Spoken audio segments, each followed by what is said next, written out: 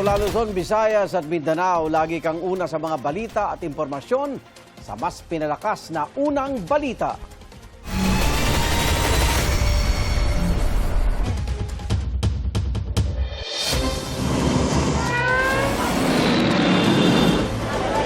Sa progress. Sa kayo po ay pinsala. Narito na ang mga unang balita.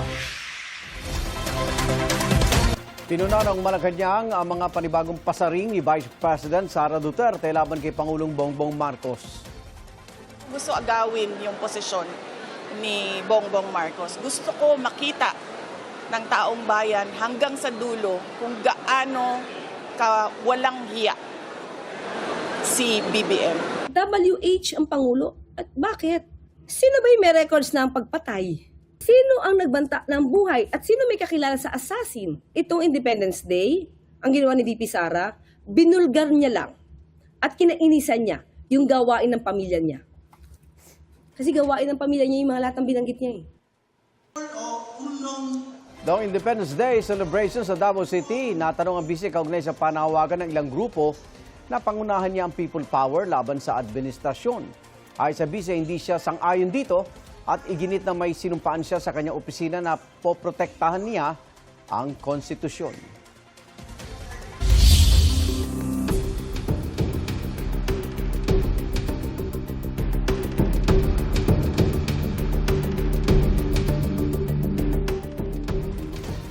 Ngayong araw, isusubiti ng House Prosecution Panel sa Senado ang kanilang pre-trial brief para sa impeachment trial ni Vice President Sara Duterte.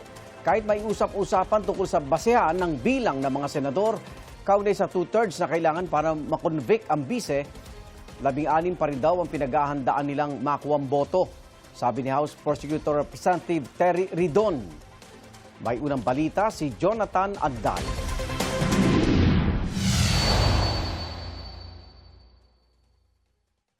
Sa 24 na senador, 8 ang may kaso o may kinakaharap na reklamo. Isa sa kanila, nakakulong na si Senator Jinggoy Estrada. Sabi ni Ombudsman Jesus Crispin Remulla, 9 hanggang 10 senador ang iniimbestigahan nila sa plunder at iba pang paglabag sa batas. Sabi ni Senator Ping Lacson, kung mangyari man na umabot sa 9 na senador ang makulong at masuspinde, may posibilidad na hindi na matutuloy ang impeachment trial ni Vice President Sara Duterte. Alinsunod sa konstitusyon, 16 o 2/3 ng lahat ng miyembro ng Senado ang kailangang boto para makonvict ang isang impeachable officer. It's going to be a crisis, di ba? Opo. Walang impeachment na magaganap kasi foregone na yung conclusion o yung decision na hindi mako-convict. Kasi kung 15 lamang ang naiwan na senador o senator judges. Ang ibig sabihin ba noon, automatically acquitted? Dahil 15 lang yung pwedeng bumoto? Sa akin, hindi. Dahil hindi naman sila convicted, sila naman ay part pa ng Senate unless preventively suspended. Ang hypothetical pero in the realm of possibilities. Pwede mangyari. Panukala ni Lacson, sakaling may makukulong pang senador, pwedeng maghain ng Senado ng motion na leave of court sa Sandigan Bayan para payagang dumalo sa trial ang senator judges kahit may escort mula sa Bureau of Jail Management and Penology. Ang medyo awkward lang doon dahil naka-robe sila as judge pagka-araw.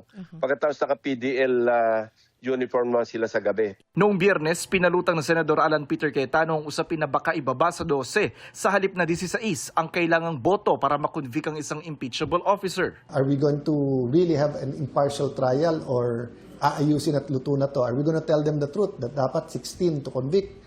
Or babawasan ba natin ng 6 na senador para maging 12 na lang? Medyo devious yun. Ako and some members, nag-i-stick kami doon sa 16 to convict. No matter what the base number is, our base number will always be 24. Ang mag-motion dyan, na baguhin yung base number, either prosecution or defense. Sabi ni House Prosecutor Congressman Terry Ridon, 16 votes pa rin ang pinaghahandaan nilang makuha sa impeachment trial. Talagang pinaghahandaan po naming bilang to convict the Vice President ay 16. So up until today, yan pa rin po yung pinaghahandaan po namin na bilang. Sinusubukan pa namin kunin ang panig ng defense team ng bise. Sabi ng prosekusyon, ang kukontrahin nila ay kung iuurong ang petsa ng paglilitis para lang hintayin sakaling masuspinde ang ilang senador na maisasalang sa paglilitis ng Sandigan Bayan. Inilunsad sa isang eskwelahan sa Quezon City ang isang Citizen Watch campaign na layong ipaalam sa publiko ang mga pangyayari sa impeachment court. Naroon ang mga miyembro ng House Prosecution Panel. Sa June 18 ang pre-trial conference sa Senado at July 6 ang simula ng paglilitis. Para sa unang balita, Jonathan Andal, GMA News.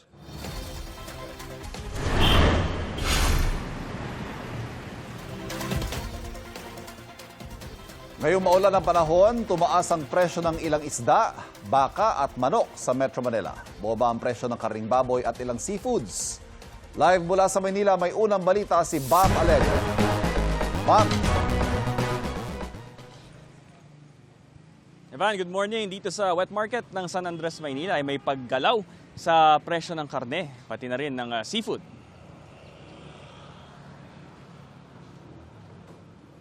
Bumaba ngayong linggo ang presyo ng karneng baboy sa San Andres Market sa Maynila. 350 pesos ang kada kilo ng kasim at pigi. Dati itong 370 hanggang 380 pesos. Sa liempo naman, 400 pesos per kilo. 420 hanggang 430 pesos dati. Ang karne ng baka bahagyang tumaas ang presyo. Brisket, 480 pesos kada kilo. 460 pesos lang yan dati. Ang sirloin naman, 650 pesos ngayon kada kilo. 600 pesos lang dati. Gayon din ang manok, may bahagyang pagtaas, 200 pesos ngayon ang per kilo kumpara dati na 180 pesos. Ang isda, ang mataas ang presyo sa ngayon. Bunsod pa rin ang mataas na presyo raw ng produktong petrolyo. Sa malalaking isda tulad ng tambakol, 360 pesos per slice, 240 pesos dati. Sa tulingan naman, 260 pesos per kilo ngayon, dati 200 pesos kada kilo lang. Ang galunggong, 240 pesos kada kilo ngayon, 220 pesos dati. Bangus, 300 pesos kada kilo ngayon mula sa dating 280 pesos. Bumaba naman ang presyo ng hipon na 520 pesos ngayon ang kada kilo, 600 pesos dati. Pakinggan natin yung pahayag ng ilan sa mga nakapanayam nating mga tindero at tindera pati ang isang mamimili. Bumaba naman nak. Siyempre matutuwa, kahit naman ako matutuwa. Alam mo nak, nung mataas ang paninda, nakakaawa customer. Naawa rin ako kasi lalo na magkano lang ang sahod nila. Hindi naman tumataas ang sahod. Medyo mataas. Sabi ng mga sukay nyo yan? Depende kapag babawasan sa presyo. Bakit nung mataas ngayon isda, sir? Ano sabi sa supplier?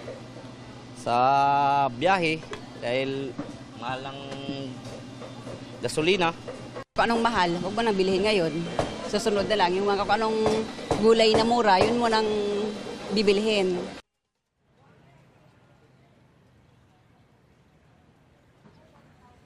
Ivan, para sa updated na price monitoring sa mga palengke, bisitahin yung website ng Department of Agriculture.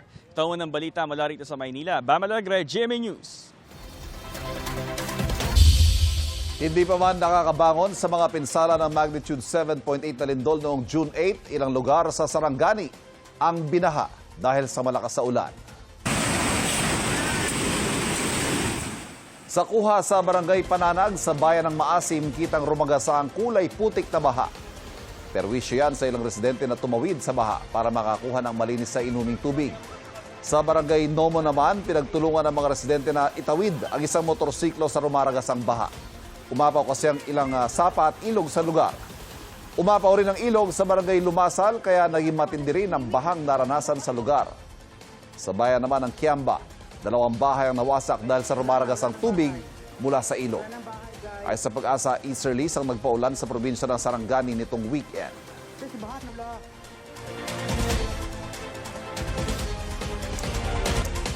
Samantala, tulad ng pamilya ni Rene Baterbonia, hindi rin tanggap ng pamilya ni Divine Adili ang pagsori ng Ateneo Men's Basketball head coach na si Tab Baldwin.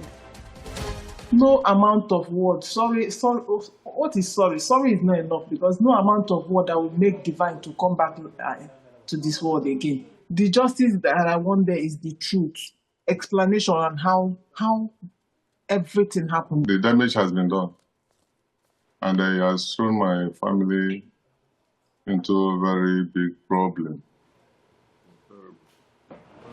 Para sa mga magulang ni Divine, may kapabayaan kaya nalunod ang kanilang anak. Hindi raw marunong lumangoy ang kanilang anak kaya bakit siya dinala sa dagat para sa team building. Dapat din daw may rescuers at life jacket noong ginawa ang training. Hinihintay pa raw ng mga magulang ni Divine ang resulta ng autopsy bago siya iuwi sa Nigeria. Hindi pa raw nila nakakausap si Coach Baldwin. In-upload naman sa social media ng New Zealand-based lawyer na si Tudor Clee. Ang pahig ng kanyang kliyente ang asawa ni Baldwin na si Effie. Sabi ni Effie, nagbabala na siya noon sa Ateneo de Manila University na hindi ligtas sa mga bata na nasa paligid ng kanyang mister. Sabi niya, iniwan na raw niya si Baldwin noong 2020. Nagsalita siya para daw tiyaking hindi maiugnay ang kanyang pamilya kay Baldwin. Sinuportahan ng stepdaughter ni Baldwin na si Giota Calaguiro ang mga sinabi ng kanyang ina. At sinisikap pang kunin ang pahayag ng Ateneo at ni Coach Baldwin. Bukas ang GMA News para sa kanilang mga pahayag. I repeatedly told the Ateneo University that children are not safe around him and it was their duty to remove him. I urged them to move him away from the campus, the university campus, and they proceeded to launch a campaign of intimidation and silencing. Matapos ang mahigit 3 buwan na gulo, may naisapinal ng peace deal sa pagitan ng Iran at Amerika. Ayon po yan kay Pakistan Prime Minister Shehbaz Sharif na nagsisilbing mediator ng dalawang bansa. Idineklara na ng Amerika at Iran ang immediate at permanent na tigil operasyon ng mga militar sa lahat ng lugar kabilang ang Lebanon. Sa June 19, Biyernes, isasagawa ang signing ceremony para dito sa Switzerland. Sa social media post, kinumpirma ni US President Donald Trump na kompleto na ang deal sa pagitan nila ng Iran. Ipinag-utos niya rin ang agarang pagpapatupad ng toll-free at pagbubukas ng Strait of Hormuz at ang pagpapaalis ng US naval blockade doon. Wala pang bagong pahayag ang Iran pero bago magkaroon ng final peace deal, sinabi ng isa nilang opisyal ang pagpayag ng Amerika na i-release ang frozen assets ng Iran at pagpayag ng Iran na hindi nagagawa at magmamay-ari ng nuclear weapons. Noong Pebrero nagsimula ang gulo matapos ang pag-atake ng Israel at Amerika sa Iran.